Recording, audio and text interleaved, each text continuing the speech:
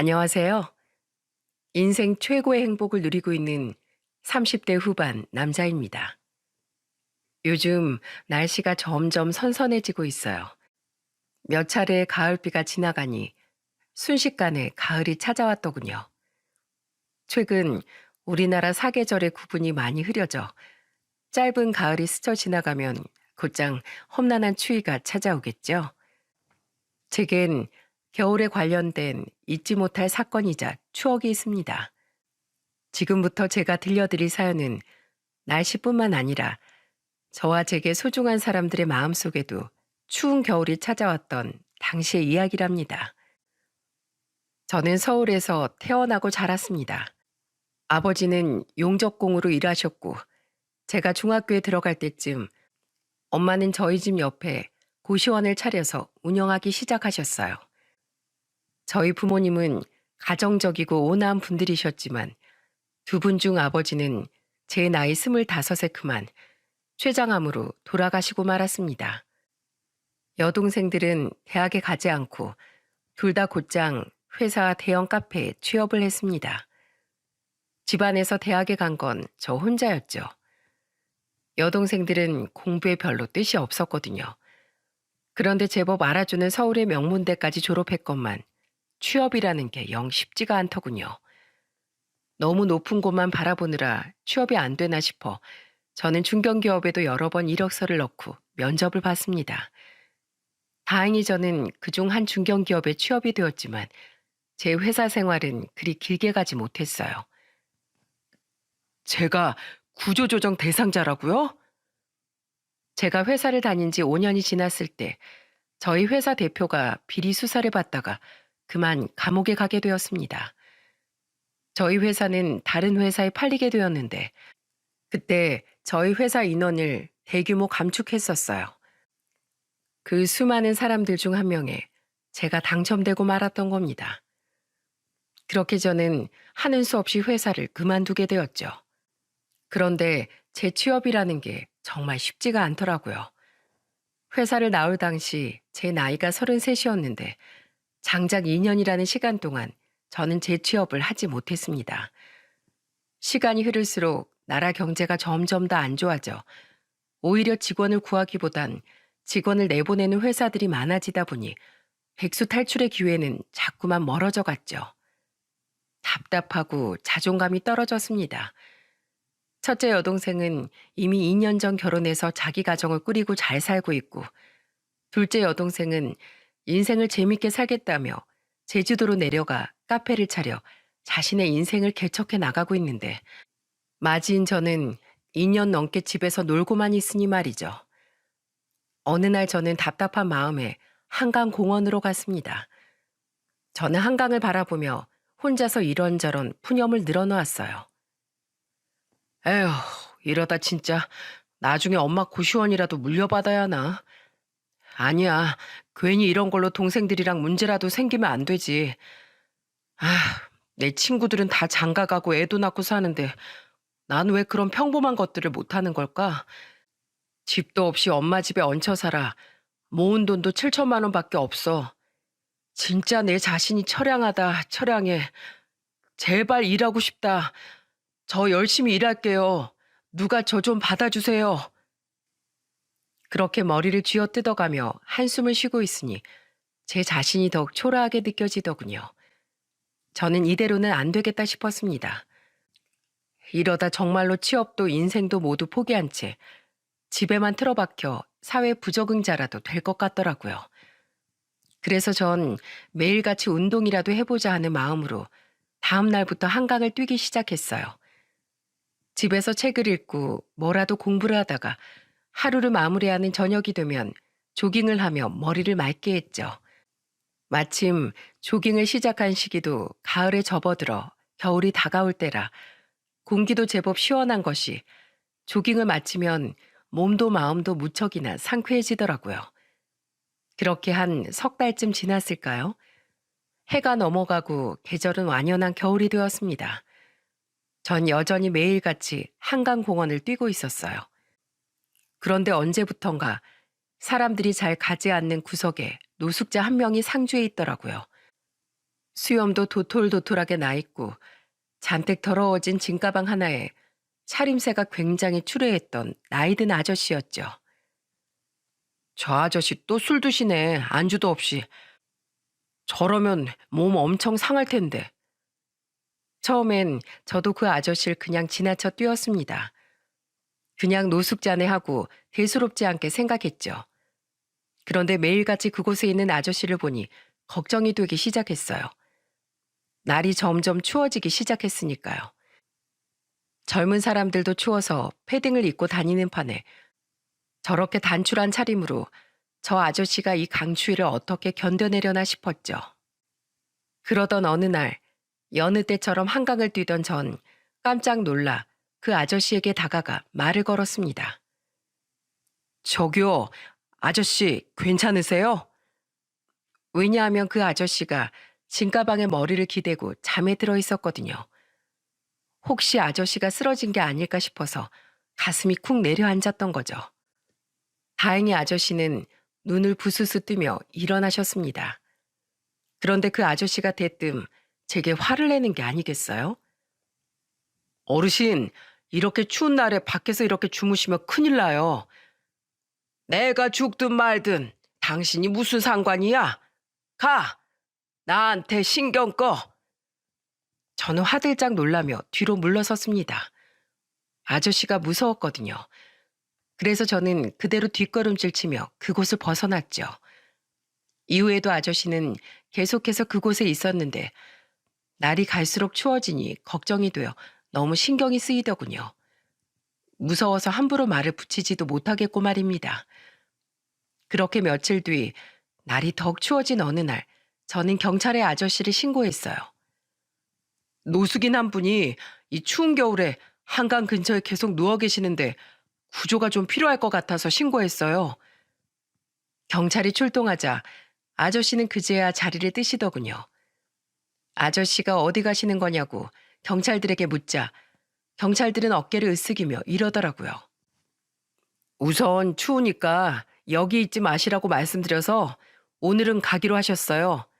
가족에게 인계하려고 했더니 가족도 없다고 말씀하시고 본인 인생 본인이 알아서 할 테니 신경 쓰지 말라고 화까지 내셔서 도와드릴 수가 없네요.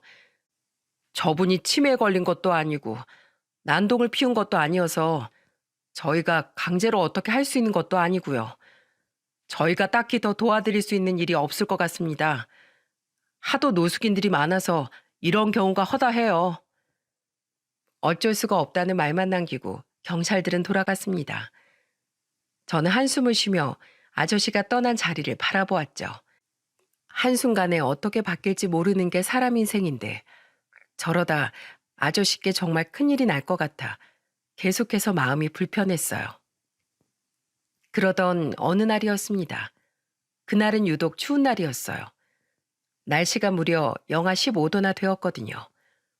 얼른 몸에 열을 올리려 열심히 뛰고 있는데 여전히 그곳에 계시던 아저씨는 그날따라 아무런 움직임이 없으시더군요. 별일 없겠지. 저번에도 그냥 주무시는 거였잖아. 처음엔 저는 아저씨를 그냥 지나쳐 뛰었습니다.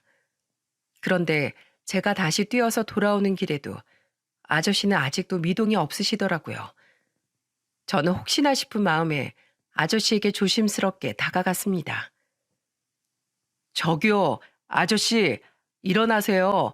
눈 좀 떠보세요. 하지만 아저씨는 이미 의식을 잃으셨더군요. 깜짝 놀란 저는 다급한 마음에 우선 아저씨를 등에 업고 병원을 향해 뛰기 시작했습니다. 뛰어가는 동안 그제야 119가 생각나 저는 뛰어가며 119에 신고를 했어요. 저기요, 여기 노숙인 한 명이 의식 없이 쓰러져 계시거든요. 긴급 상황인 것 같아요. 빨리 뚝섬 유원지 역 쪽으로 좀 와주세요. 아저씨가 키도 크고 등치도 커서 뛰고 얻기가 정말 힘들었습니다. 저는 어떻게든 아저씨를 살리겠다는 일념 하나로 이를 악물고 뛰었죠. 뚝섬 유원지역 쪽에서 구급대원들을 만난 전 그들에게 아저씨를 다급히 인계했습니다. 그리고는 함께 구급차에 타서 동행했죠. 사실 이후엔 그냥 구급대원들에게 맡기고 들어갈까 했는데 마음에 걸리는 걸 봐버렸거든요. 미동 없는 아저씨의 눈가에 말라붙은 눈물 자국을 말입니다.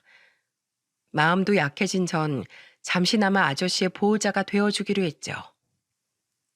아저씨가 쓰러진 이유는 저체온증과 동상, 그리고 수면제 과다 복용이었다더군요.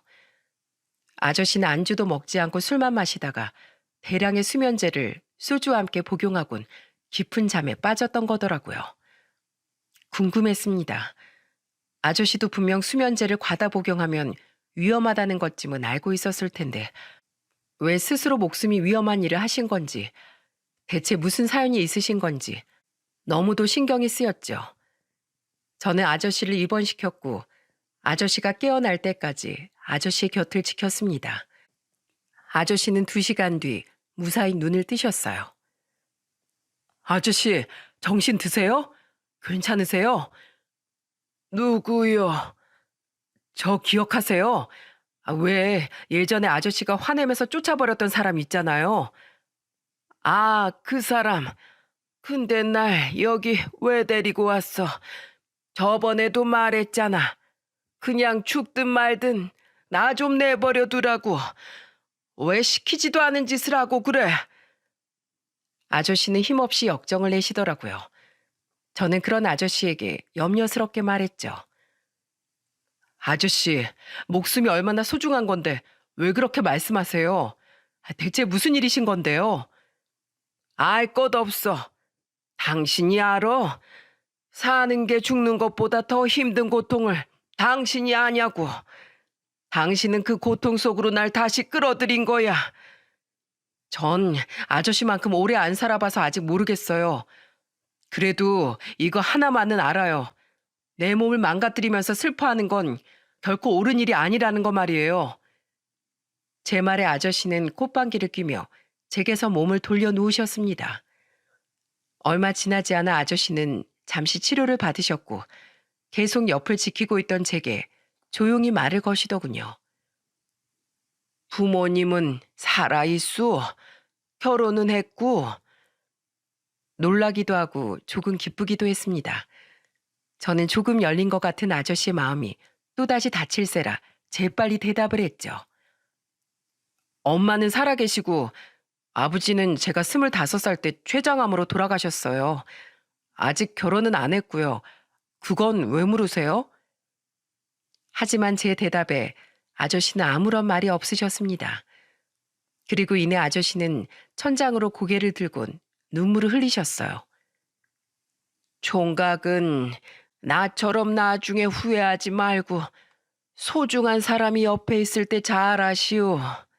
그러지 못하면 막상 그 사람이 옆에 없을 때 뼈에 사무치도록 후회할 거요. 세상에 그만한 고통도 없지요. 이제 됐으니 그만 돌아가시오. 하지만 저는 걱정이 되어 아저씨를 그냥 내버려 둘 수 없었습니다. 병원에선 아저씨에게 2주 정도 치료를 받아야 한다고 했는데 제가 없으면 아저씨가 멋대로 퇴원을 하실 것 같아서요. 게다가 퇴원한 이후엔 다시 이번처럼 위험한 일을 하실 것 같아 너무 걱정이 되었죠. 그래서 다음날 저는 아침 일찍 다시 아저씨를 찾아갔습니다. 아저씨는 저를 보며 인상을 쓰시더군요. 뭐야? 또 왔어? 총각 백수요? 일 없어? 아, 티가 나나요? 네, 저 백수 맞아요. 시무룩해하는 저를 보며 아저씨는 당황을 하더군요. 아저씨는 하고 헛기침을 하며 말씀하셨죠. 요즘 청년 실업률이 그렇게 높다더니 나라가 문제야 문제. 아무튼 그만 와. 한강에서도 그러더니 왜 자꾸 내 주변을 어슬렁거려? 그냥 걱정이 돼서 그러죠. 아저씨가 또 나쁜 생각을 하실까 봐서요. 저는 영어 공부도 하고 노트북을 들고 가 자소서를 쓰고 이력서를 넣는 등 아침부터 저녁까지 아저씨의 곁에 붙어 있었습니다. 아저씨는 그런 저를 귀찮아하셨지만 그렇게 며칠이 지나자 나중엔 적응을 하셨는지 저와 곧잘 대화도 나누셨어요. 또 편의점 도시락 사온 게야? 나가서 제대로 된 끼니를 차라리 사 먹고 와. 그 사이 도망 안 갈 테니까.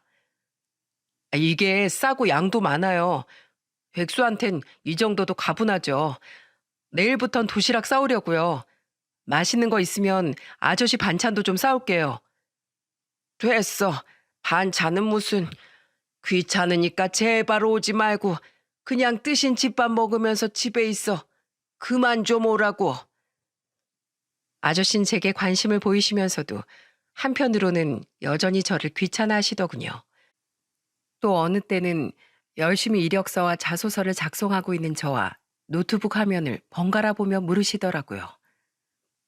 취업 준비한다고 했지? 세상이 참 달라졌어. 취업 문턱은 높아졌지만 그만큼 퇴사율도 높아졌다는군.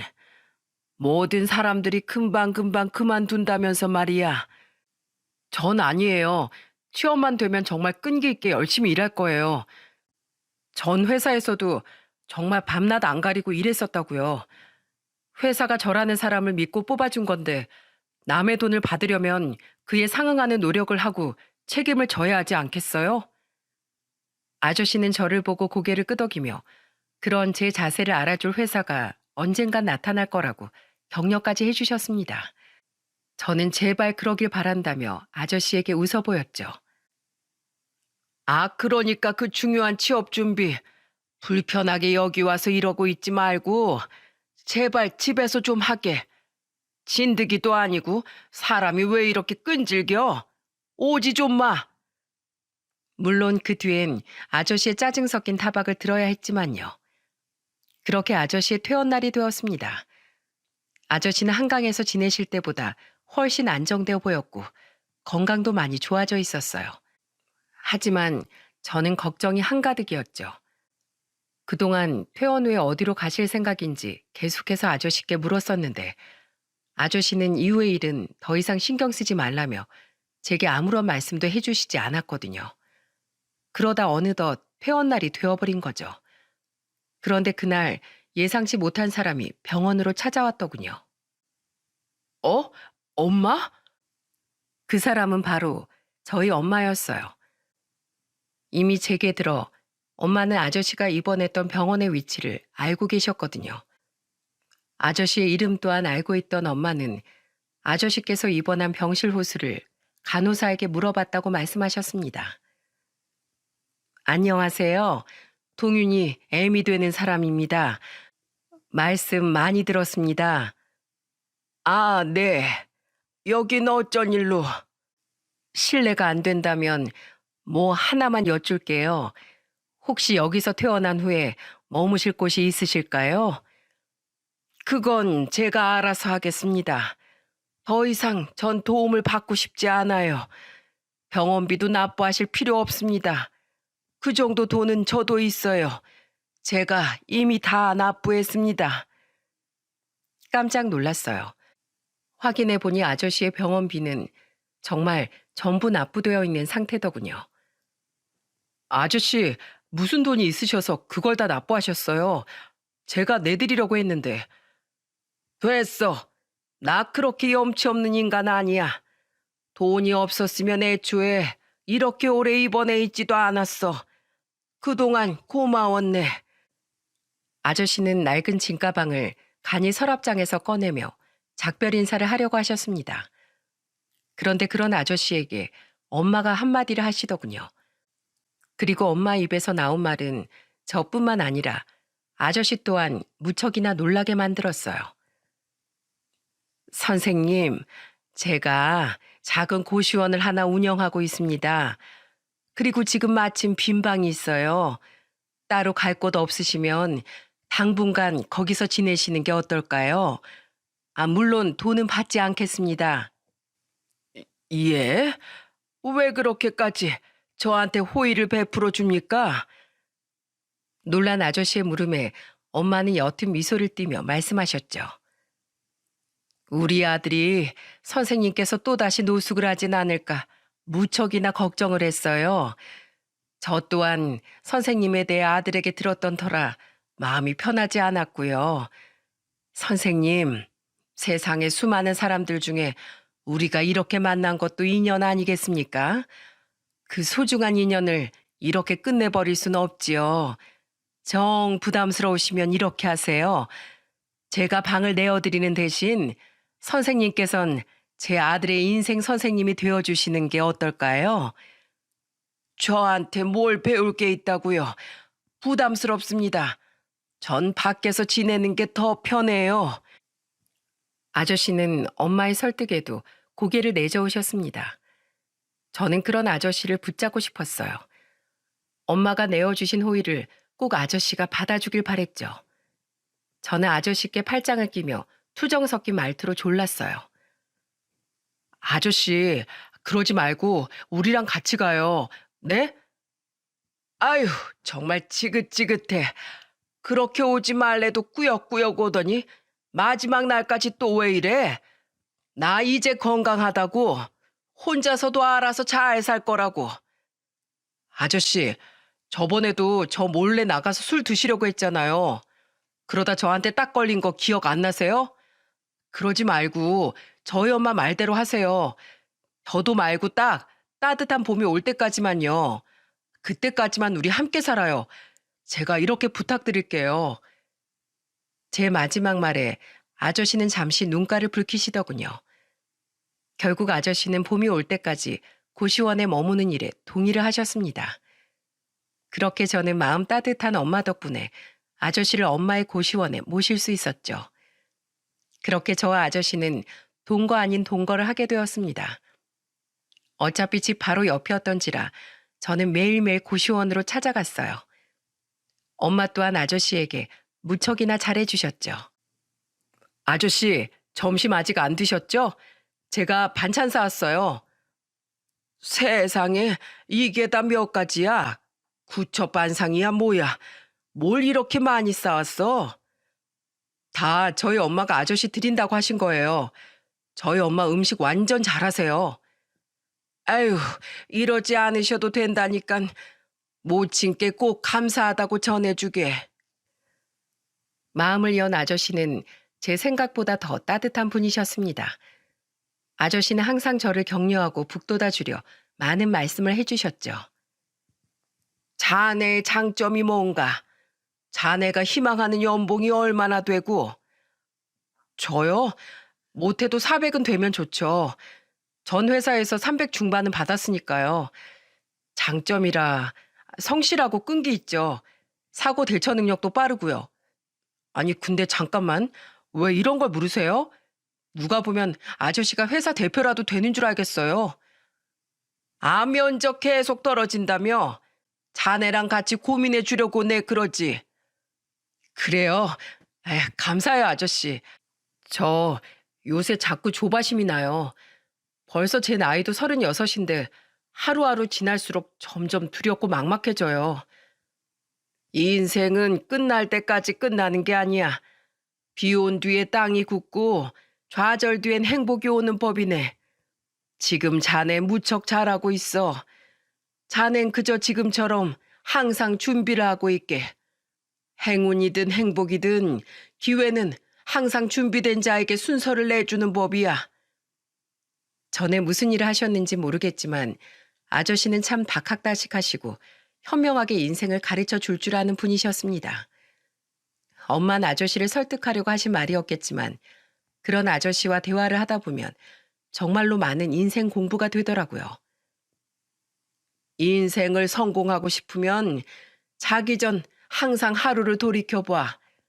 그날 자네가 잘한 일은 뭔지, 얻은 것은 뭔지, 또 아쉬웠던 점이 있으면 어떻게 해야 그 일을 반복하지 않고 한 발 더 나아갈 수 있을지 고민하란 말이야.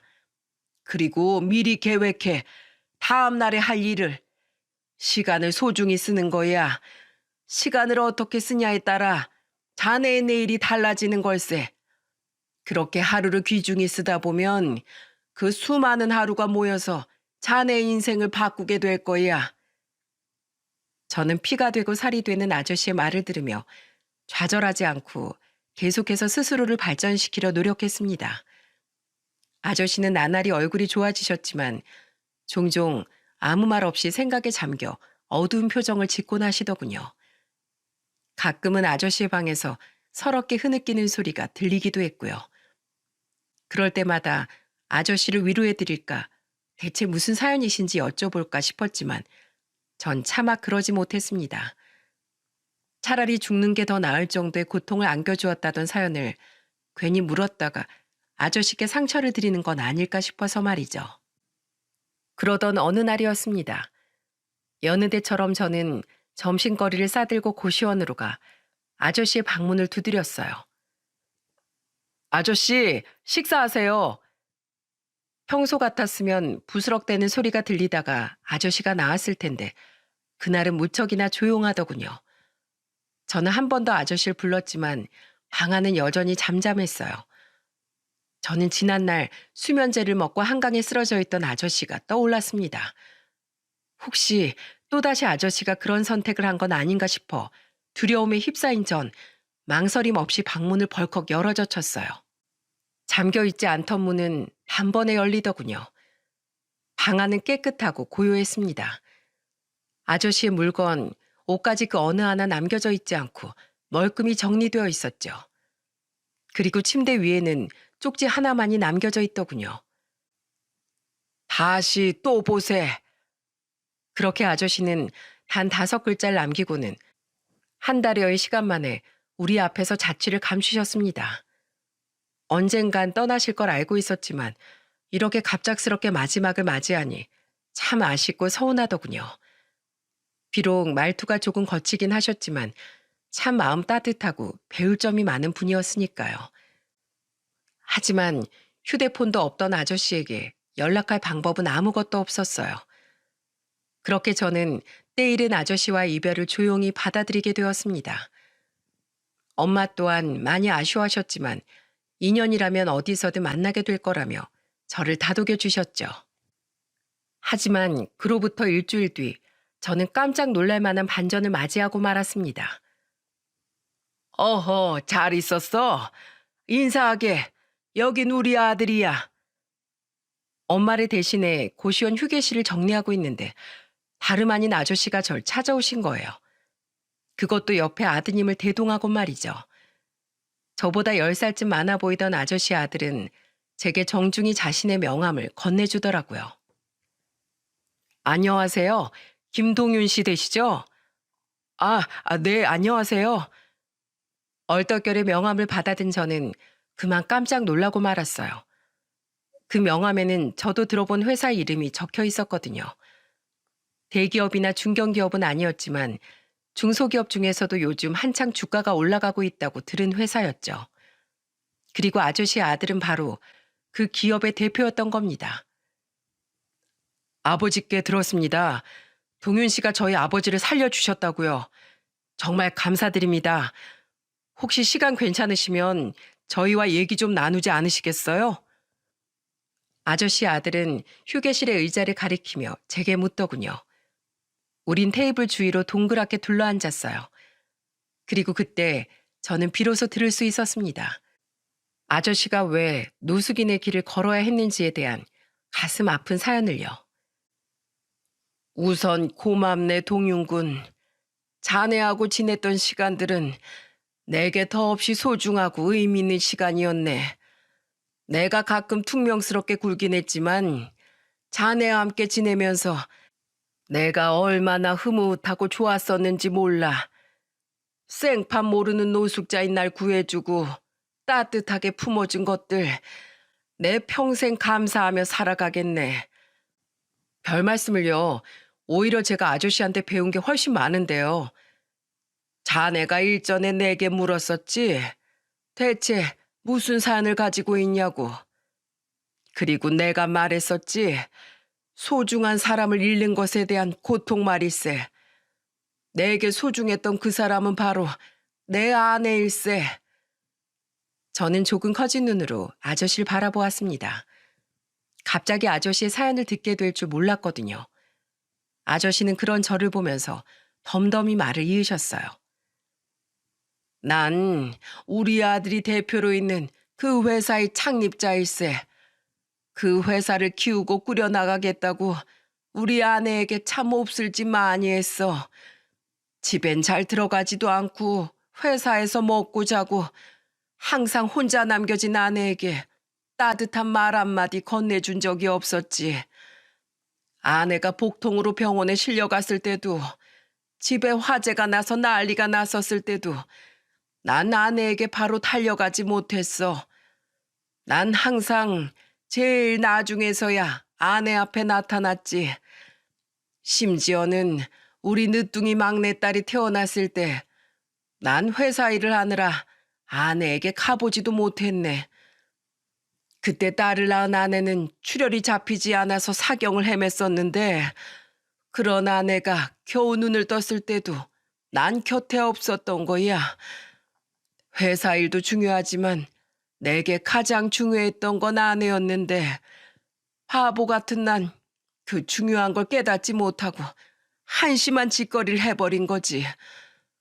이후 아내는 나한테 말도 별로 걸지 않고 우리 사이는 점차 대면대면해졌어. 뒤늦게 아내한테 사과를 했지만 아낸 내게 마음을 돌려버렸던 거야. 아저씨는 쓰게 웃으시더니 잠시 말을 멈추셨습니다. 갑자기 감정이 복받치신 듯 했죠. 아저씨 아들은 아저씨의 손을 가만히 잡아주었어요.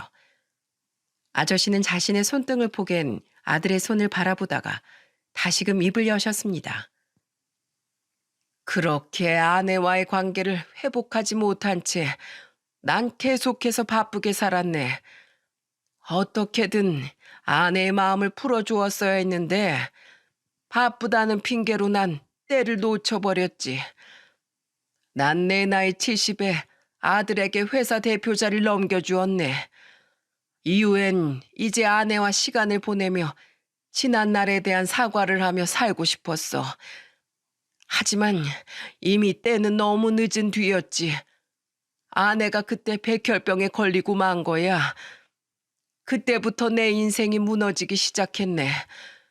아내는 무척이나 고통스러워하다가 1년이 넘는 투병 끝에 끝내는 눈을 감았지. 난 그런 아내 옆에서 한시도 떨어지지 않고 간호했었어. 그동안 내가 주지 못했던 사랑을 어떻게든 표현하려고 노력했네.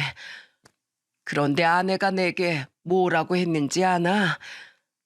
필요 없다더구만. 왜 여태껏 한 번도 자기 옆에 없다가 죽을 때가 되어서야 남편으로 돌아왔냐는 거야. 50년에 가까운 세월 동안 남보다도 못한 일벌레로 살다가 왜 이제 아내를 위하는 남편인 척 가증스럽게 구냐는 거지. 자기는 이제 남편 없이 사는 세월에 익숙해져 있다더군. 나 그 말에 정말 큰 충격을 받았네. 내가 그렇게 아내에게 못난 남편이었는지, 나에 대한 아내의 원망이 그토록 깊었던 건지 난 미처 몰랐었네. 회사라는 큰 그림자에 가려져 그 긴 세월 동안 혼자서 울고 있던 아내를 난 내팽개쳐 두었던 거야. 결국 아내를 병에 걸려 죽게 한 건 나일세. 오랜 시간 아내가 키워온 마음의 병이 결국 아내를 그런 병에 걸리게 했을 테니까. 아저씨는 끝내 손으로 눈물을 훔치시더군요. 아저씨 아들은 옆에서 고개를 푹 숙인 채 이야기를 듣고 있었죠. 저는 아저씨에게 휴지를 건네드렸고 아저씨는 제게 고맙다고 말씀하셨어요. 아내는 끝내 날 용서하지 않은 채 세상을 떠났네. 자기를 이런 마음이 가득 찬 인생을 살게 한 난 좋은 걸 먹을 자격도 좋은 곳에서 잘 자격도 없다더군. 세상에서 가장 중요한 게 뭔지, 내가 뭘 놓치고 살았는지 꼭 깨닫고 자기가 세상을 떠난 후엔 고통스러워하고 반성하며 살아가라며 눈물을 흘렸어. 그 증오 섞인 말을 유언처럼 남기곤 아내는 눈을 감았네. 그 뒤로 나는 엄청난 괴로움에 시달렸어. 집안 곳곳에 걸려있던 아내의 사진을 마주보기가 고통스럽고 부끄러웠지. 사진 속 아내는 날 보면 매일같이 원망과 저주를 쏟아냈고, 난 그런 환청을 들으며 미친 사람처럼 무릎을 꿇고 싹싹 빌었네. 미안하다고, 잘못했다고 말이야. 정작 회사를 키웠으면 뭐하나.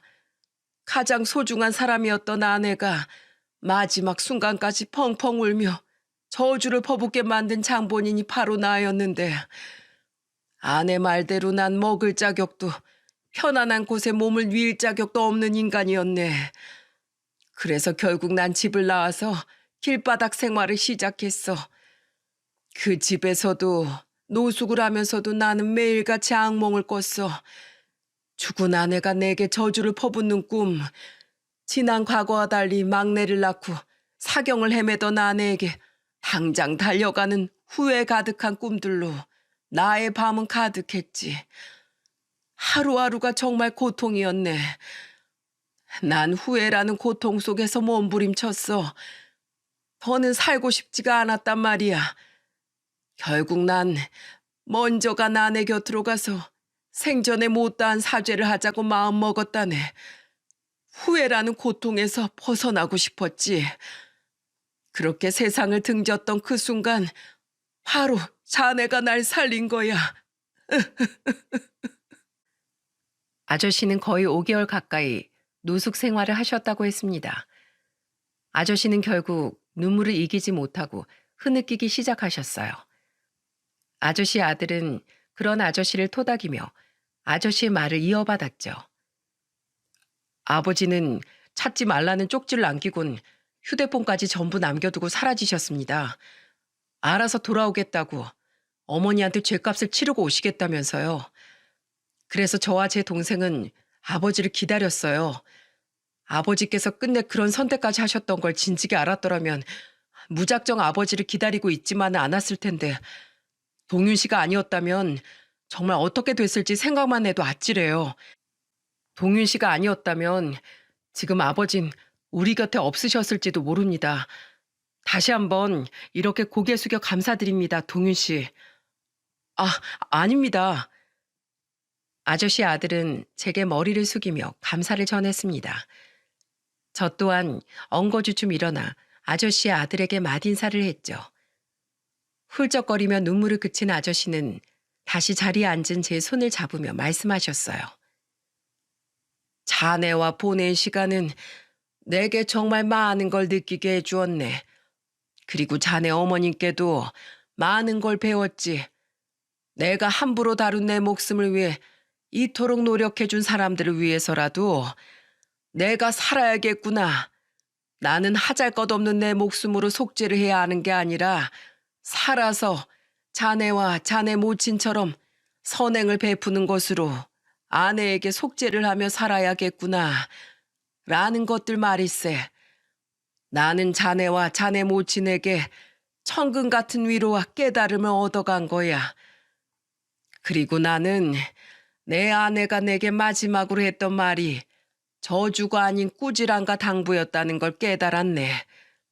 더는 회사만 생각하지 말고 뭐가 정말 내게 중요한 건지 후회와 고통 속에서 깨달은 뒤에 부디 남은 가족들에게는 잘하고 살라는 야단 말이야. 나를 미워했을지언정 분명 내 기억 속 안에는 참 따뜻하고 고든 사람이었으니까. 아내는 내게 야단을 치고 더 이상 후회로 점철된 삶을 살지 말라고 당부를 했던 게야.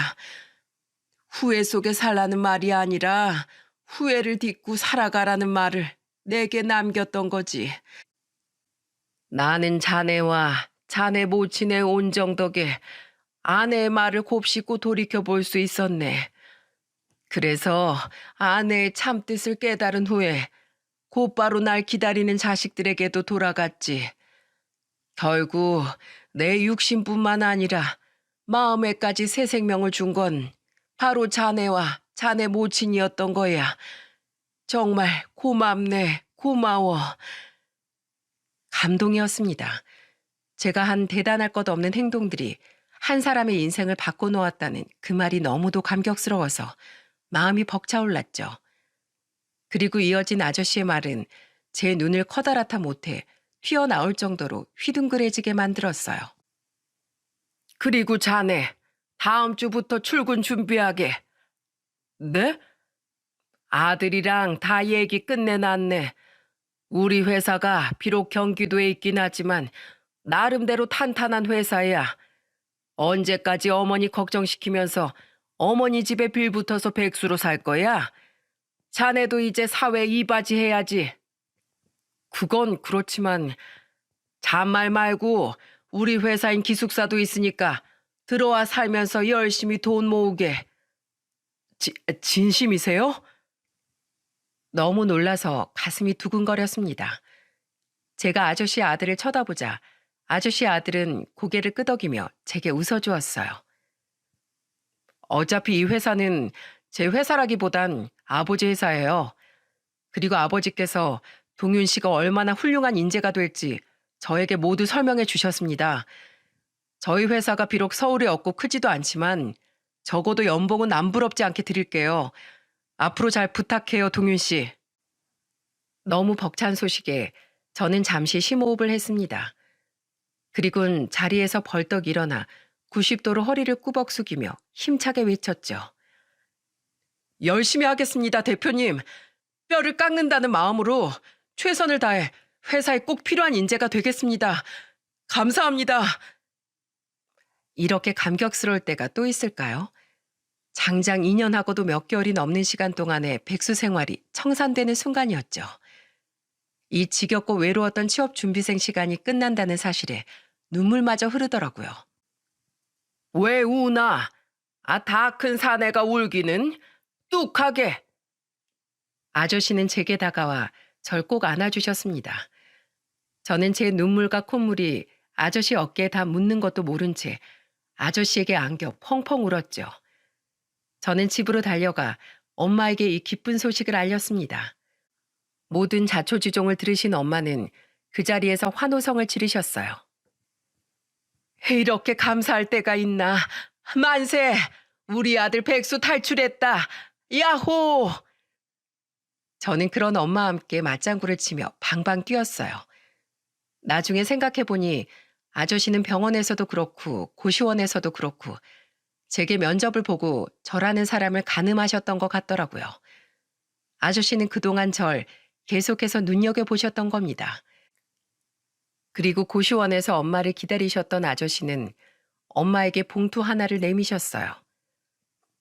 그동안 먹여주시고 재워주신 값, 그리고 제 목숨값입니다. 5천만 원이에요. 아주머니께서 제게 베풀어 주신 은혜 정말 잊지 못할 겁니다. 감사합니다. 깜짝 놀랐습니다. 엄마는 눈이 휘둥그레진 채 황급히 아저씨에게 봉투를 돌려주려고 하셨어요. 하지만 아저씨는 한사코 엄마에게 봉투를 쥐어주며 이렇게 말씀하셨죠. 앞으로 또 저처럼 어렵고 힘든 사람이 있으면 그분들을 위해서 써주세요. 그분들을 위해서 저에게처럼 방을 내어주십시오. 동윤군에게 이 돈을 건네줄까 했지만 아주머니께서 더 현명하게 이 돈을 써주실 것 같습니다. 두 사람이 저에게 베푼 선행을 저도 이렇게나마 남들에게 갚고 싶습니다. 부탁드립니다. 아저씨의 간곡한 부탁에 엄마는 하는 수 없이 그 돈을 받으셨어요. 그제 아저씨는 싱긋 웃으며 아들과 함께 차를 타고 돌아가셨죠. 그렇게 저는 그 주 주말에 미리 회사 기숙사로 이사를 했고 다음날 떨리는 마음으로 아저씨 아들의 회사에 입사를 할 수 있었습니다. 그렇게 제가 이 회사에 온 지도 3년이 지난 지금 제가 어떻게 살고 있냐면 말이죠. 여보, 출근해야 돼. 늦겠어. 금방 갈게. 내려가서 차 시동 좀 걸어놓고 있어. 저는 이곳 회사에서 평생의 제 짝을 만나게 되었습니다. 그리고 처가 식구들 또한 저와 더 없는 가족처럼 지내고 있죠. 김서방, 이거. 대표 매제가 됐다고 빠진 거야? 대표가 출근하는 시간에 같이 출근해? 오빤 왜 맨날 이 사람한테 장난질이야. 차가 막히면 좀 늦을 수도 있지. 그 처가 식구들이란 아저씨 아들이었던 회사 대표님과 아저씨였습니다. 아내는 바로 아저씨의 늦둥이 딸이었어요. 참 대단한 인연 아닙니까? 대표님뿐만이 아닌 아저씨의 딸도 이 회사에 다니고 있었더라고요. 그리고 우리를 이어주었던 건 다름 아닌 아저씨였죠. 야, 은정아, 너 동윤이랑 같이 점심 먹고 와라. 야, 은정아, 내가 오늘 저녁에 연극을 예약해 놨거든. 동윤이랑 가서 보고 와. 은영아, 이번에 중국 출장권 있지? 그거 윤이사한테 말해서 동윤이랑 은정이 둘이 다녀오게 해라. 야, 은정아, 내가 환전도 미리 해놓을 테니까 일 끝나면 동윤이랑 한 이틀 놀다 와. 아저씨는 은퇴를 하셨는데도 종종 일을 보러 회사에 나오셨어요.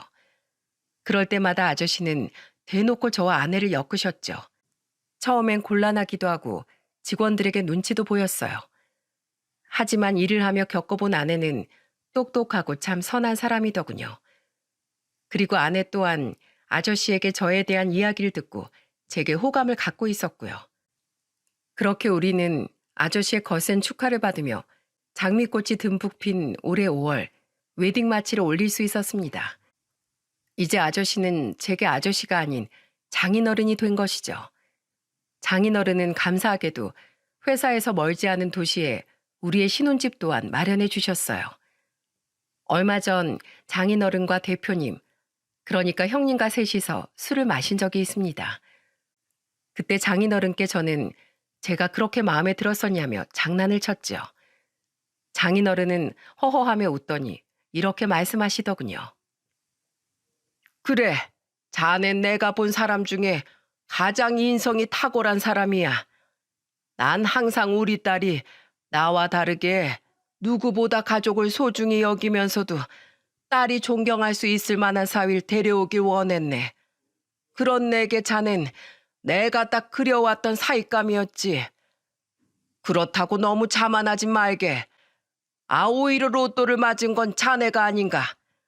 우리 딸이 얼굴이 빠져, 학벌이 빠져, 인성이 빠져. 안 그런가? 그렇죠. 은정이 저한텐 아주 과분한 사람이죠. 그렇지.